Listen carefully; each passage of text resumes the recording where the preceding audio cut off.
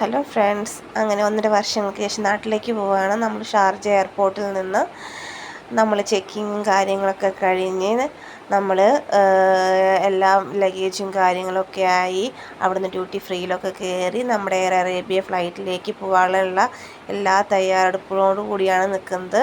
അങ്ങനെ നമ്മുടെ വണ്ടി വന്നു, ബസ്സിൽ നമ്മളങ്ങനെ കയറി അങ്ങനെ എയർ അറേബ്യയിലോട്ട് നമ്മൾ നടന്ന് നീങ്ങാൻ പോവുകയാണ് കേട്ടോ. കുറച്ച് നേരം ഡിലേ ഉണ്ടായിരുന്നു ഫ്ലൈറ്റ് ഇപ്രാവശ്യം.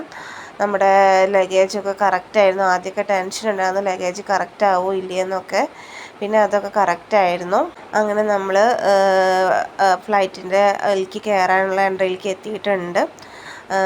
ചൂടുണ്ട്, നല്ല ചൂടുള്ള ടൈമാണ്. നമ്മുടെ നാട്ടിൽ മഴയെന്ന് പറഞ്ഞ് ഒരുപാട് സന്തോഷമുണ്ട് നാട്ടിലേക്ക് പോണതിൻ്റെ. എല്ലാവരും കാണാനുള്ള അതിയായ ആഗ്രഹവും വീട്ടിലെ ഭക്ഷണവും ബന്ധുക്കളും എല്ലാം. കുറേ കാലമായില്ലേ നമ്മളിവിടെ തന്നെ നിൽക്കുന്നു. പിന്നെ ഫ്ലൈറ്റിൽ അങ്ങനെ കയറി അവർ ഇൻസ്ട്രക്ഷനൊക്കെ പറഞ്ഞു. മെല്ലെ ഫ്ലൈറ്റ് അങ്ങ് പൊന്തിയിട്ടുണ്ട്. നമ്മൾ പുറത്തത്തെ വ്യൂസൊക്കെ എടുത്തിട്ടുണ്ട്. ഫ്ലൈറ്റിൽ കയറുമ്പോൾ എപ്പോഴും ടെൻഷനാണ്. താഴേക്ക് നോക്കിയപ്പോൾ നമുക്ക് നല്ല വ്യൂസൊക്കെ കാണാൻ പറ്റി. അങ്ങനെ കുഞ്ഞു മക്കളൊക്കെ ഉണ്ടായിരുന്നു ഫ്ലൈറ്റിൻ്റെ അകത്ത്.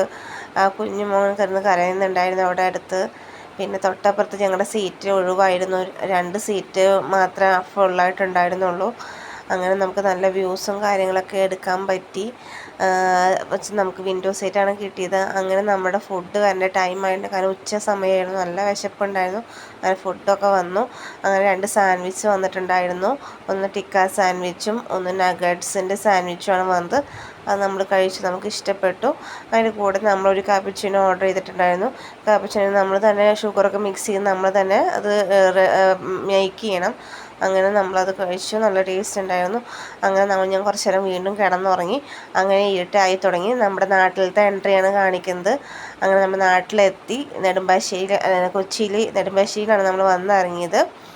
അങ്ങനെ നമ്മൾ ചെക്കിങ്ങിന് പോവുകയാണ്. നമ്മുടെ ലഗേജും ചെക്കിങ്ങും കാര്യങ്ങളൊക്കെ നമുക്ക് പെട്ടെന്ന് തന്നെ കിട്ടിയിട്ടുണ്ടായിരുന്നു. നമ്മളെ വെയിറ്റ് ചെയ്ത ബ്രദർ വെയിറ്റ് ചെയ്ത് നിൽക്കുന്നുണ്ടായിരുന്നു. മഴയുണ്ടായിരുന്നു, അവനും കിട്ടിയിട്ടുണ്ടായിരുന്നു.